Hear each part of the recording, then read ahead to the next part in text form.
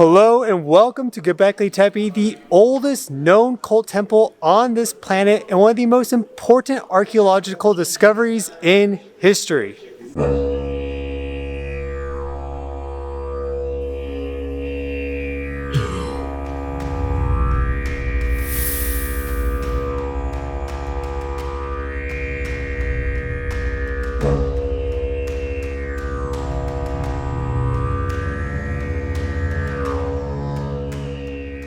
Hi everyone, my name is Stefan Burns, and today I'm going to share with you a little bit of the history on Göbekli Tepe, and I'll also share with you my perspective on Göbekli Tepe, why it exists, and some of the beliefs of the ancient people here.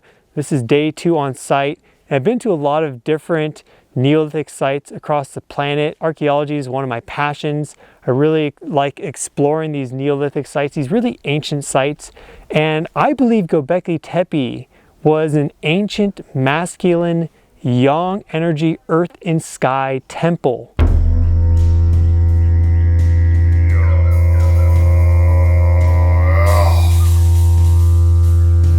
Göbekli Tepe is a really incredible site. It dates to 9600 BCE to 8200 BCE. So this is 11,600 years ago to 10,200 years ago.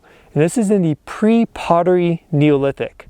There is a concept of the Neolithic where there are these little settlements and villages, and we just start to domesticate livestock and grains. And that is true, that's the later Neolithic, but there's also the pre-pottery Neolithic. There's like some permanent settlements, but it's also still very much a hunter-gatherer lifestyle in some aspects. And here at Göbekli Tepe, we are in the Fertile Crescent in Mesopotamia. We're at the northernmost end. And so there's a real abundance in the land here. So you could have these permanent settlements or semi-permanent settlements, but you don't need to domesticate grains to do so. There's just so much richness in the soil. Wild grains grow here in fields, and they had these huge mortar and pestles, these really big stone slabs. They worked the stone really intricately, but they didn't save it and store it. That's what you would use pottery for typically, is you'd store these grains in pots. They didn't save and store it. They did collect them and eat them, but they had primarily an animal-based diet. We find tremendous amounts of animal remains in these mounds, and they're distributed all across this area in Turkey and Syria. That's what tepe is. It means mound, and they're everywhere. So we find not just Göbekli Tepe and the 10 others that they haven't excavated, but we find multiple sites in this area that have similar monumental construction. And this really speaks to the spiritual depth that these people had and their belief system. They held feast in here. There's stone tools that they found, abundant flint and arrowheads and things of that nature, hatchets and axes, in addition to all these animal bones. So there's this interesting transition that happened in the Neolithic, going from the pre-pottery Neolithic to the pottery Neolithic, where you have this transition from a masculine energy that's worshipped to the earth goddess. That's what's typically thought of with the Neolithic, is earth goddess worship. You have all these small figurines. So you have this centralized worship of this masculine principle.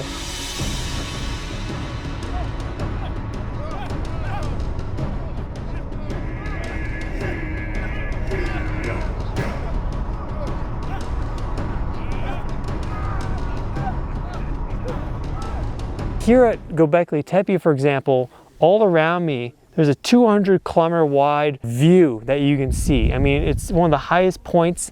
Tribes and people from all over could come and see this point and congregate here at certain times. These people, their daily life was to gather. There's, of course, important communal and societal obligations that they had. But beyond that, their main focus and something that can be very entertaining or capture their attention every night is the night sky. Shooting stars every night, planetary cycles, different solar events, who knows what else. They don't have TV or cell phones or books. Like, they have their normal daily survival responsibilities or communal obligations, and then they would turn their eyes up and look up at the cosmos and wonder, like, who am I? What is life? Like, what's the meaning of all this? And so it shows that even before writing or advanced mathematics, humanity was thinking about these questions, whether in a developed language like to this level, but still these feelings and thoughts, they had them clearly because you had to invest an enormous amount of time and resources and manpower into building something like Göbekli Tepe. These stone slabs that are put upright, they weigh many, many tons. The first thing it seems that these people did, once their survival needs were met here, a very fertile area, it was easy to do that. They then turned their attention towards building a stronger spiritual connection with the earth and the cosmos. And here, especially in this part of Turkey, near the border of Syria, you have these rolling hills and you really just get this big sky. You can see all the clouds. Here, they carved out of the earth and you have the sky up above them, but there's no water nearby.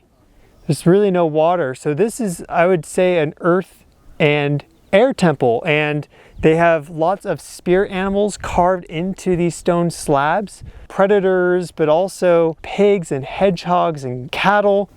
And so there's also this dimension beyond worship of the masculine sky god energy, but of also worshiping the animal spirits because they inscribe them into their most important religious site here.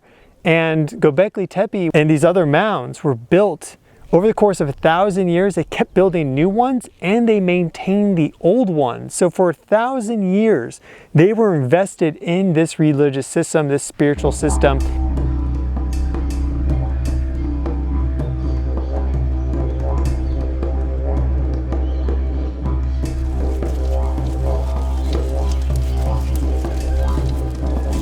Also, you can think about how there's this worshiping of the masculine yang aspect. There's only like one figure they found of a female depiction from this pre-pottery Neolithic, and it shows her in the course of giving birth or intercourse or something, to then when you go into the pottery Neolithic, that's closer in time to us, where you get all these earth goddess figures.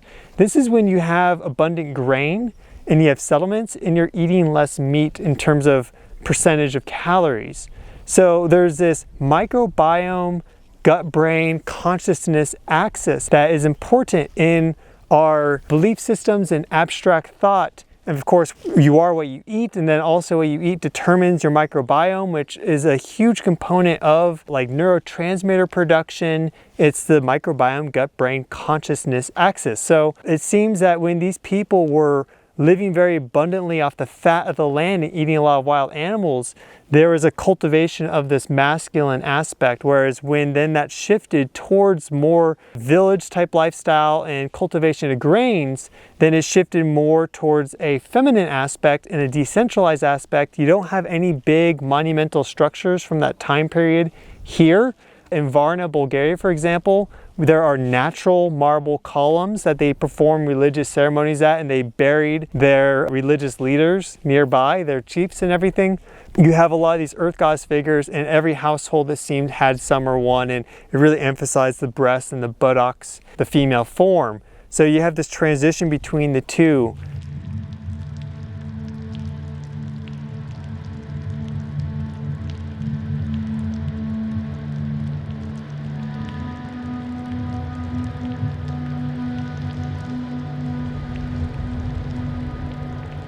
So the night before I visited the first time, this is day 2, I actually had a spirit animal visitation by a wild boar.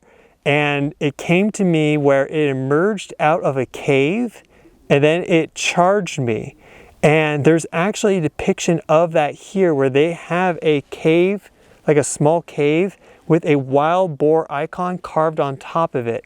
So it seems that there's some sort of energy here that is able to speak with you and transcend across space and time, because that's very coincidental.